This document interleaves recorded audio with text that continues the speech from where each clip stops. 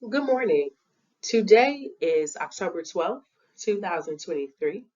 Today, I will take the opportunity to speak with my pre-service teachers that are new to special education.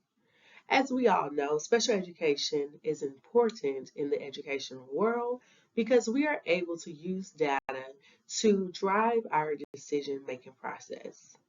Before I get started, does anyone have any questions for me? Also, if you have any questions, my name is Theodora Battle. So today's agenda, we will be discussing assessments, evaluations, evidence-based practices, as well as data-based decision-making.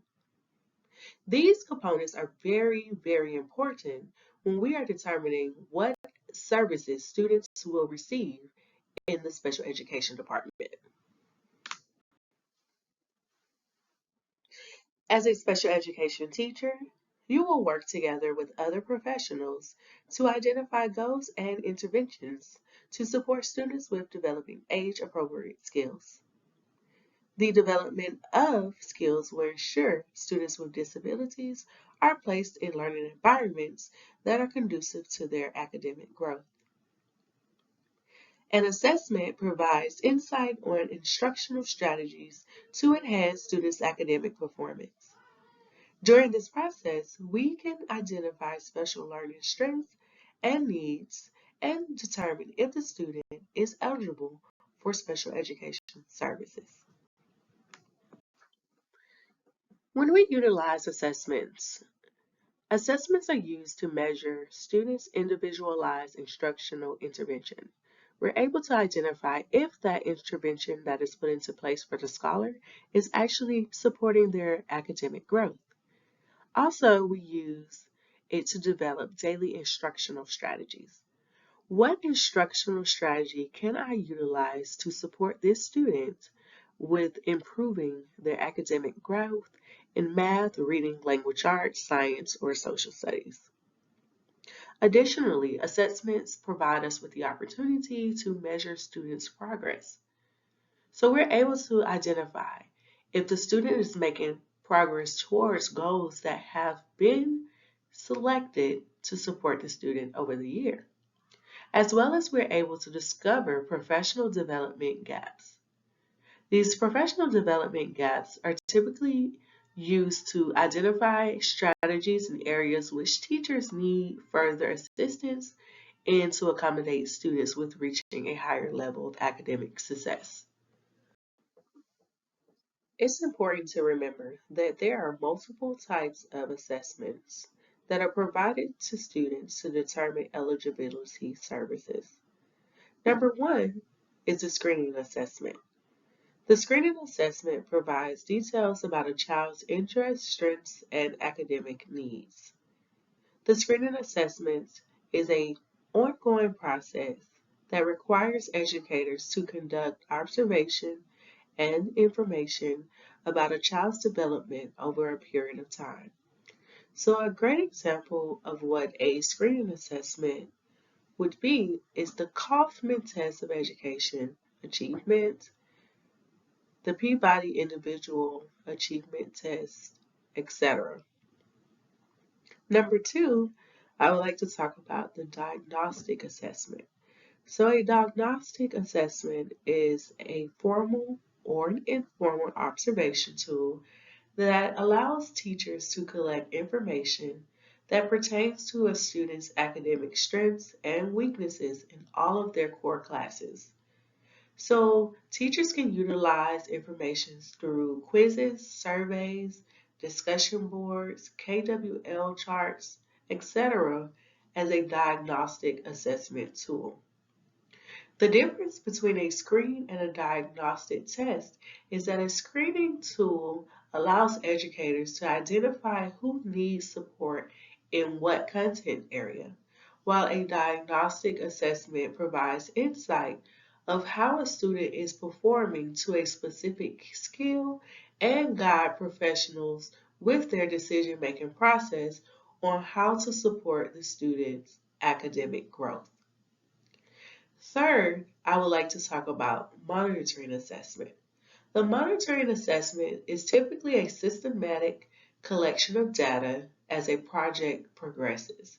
So we are able to use certain information such as the exit ticket, quizzes, we can ask student questions, and we can also look at the student assignments to determine if the student is actually growing in math, science, social studies, and any other course that is considered to have academic problems.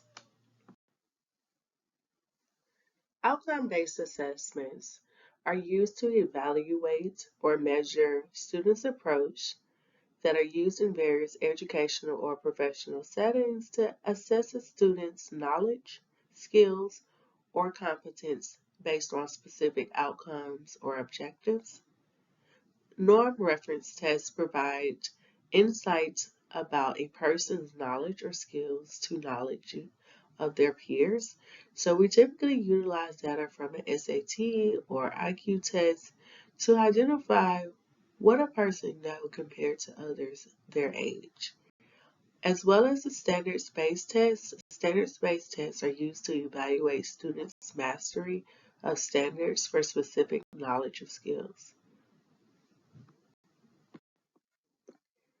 Evaluations play a critical role in identifying students' eligibility services. Evaluations provide information about students' abilities and progress. It also allows teachers to validate students' effort while helping students to identify their academic achievement growth, as well as guide students to explore new ideas and interests.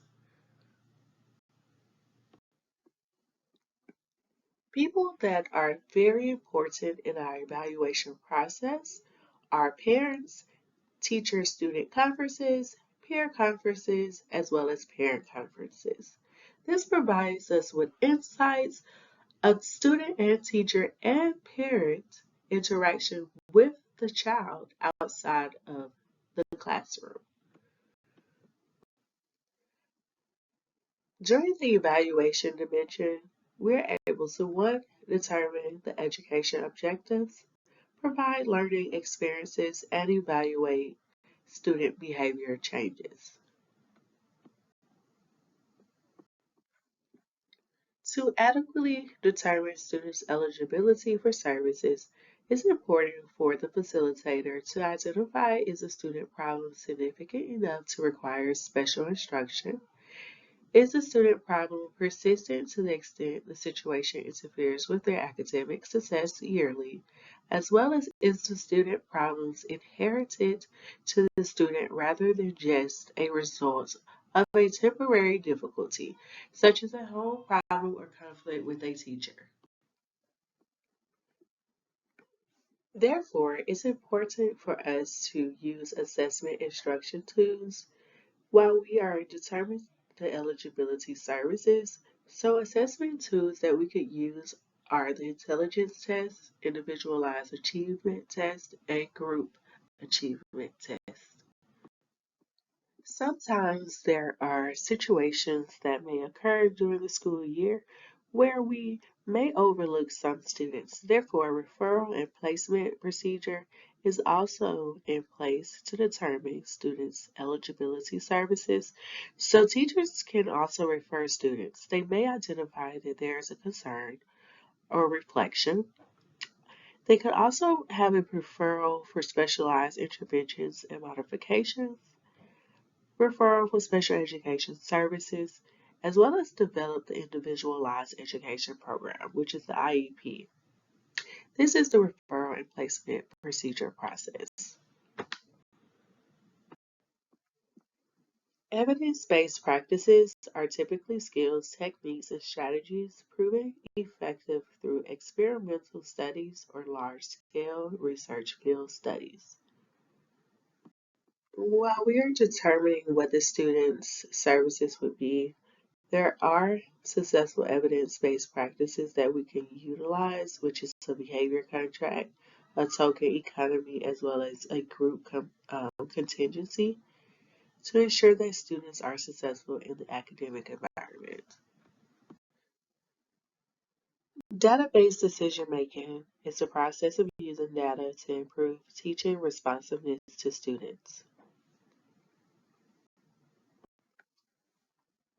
As part of the instructional sequence, teachers are able to pre-test and make commitments, describe the strategy. Third, model the strategy. Fourth, identify verbal elaboration and rehearsals. 5. Control practice and feedback. 6. Advance practice and feedback. And lastly, confirm acquisition and make generalization commitments.